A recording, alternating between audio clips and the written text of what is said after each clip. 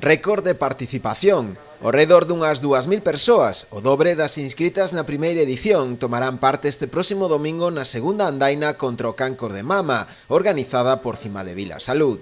A actividade presentada no Concello terá un fin solidario, xa que o diñeiro recadado será doado á Asociación Española de Loita contra o Cancro. La causa desta andaina es el poder recaudar fondos para la investigación contra esta enfermedad y para acompañar y apoyar a todos los que están sufriendo esta enfermedad como a los que los acompañan.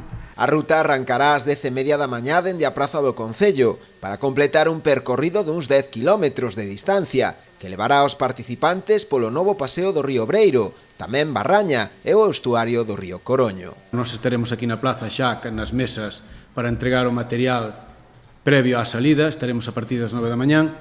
E o recorrido é un recorrido moi sencillo, prácticamente llano. Saliremos da Plaza do Concello, enfilaremos pola calle principal hasta Cimadevila, baixaremos, vou coller un planiño, baixaremos a zona da Boliña, pasaremos por San, para iniciar o recorrido do novo paseo do río Breiro, que penso que vai estar moi bonito e vai ser moi interesante para todos os participantes.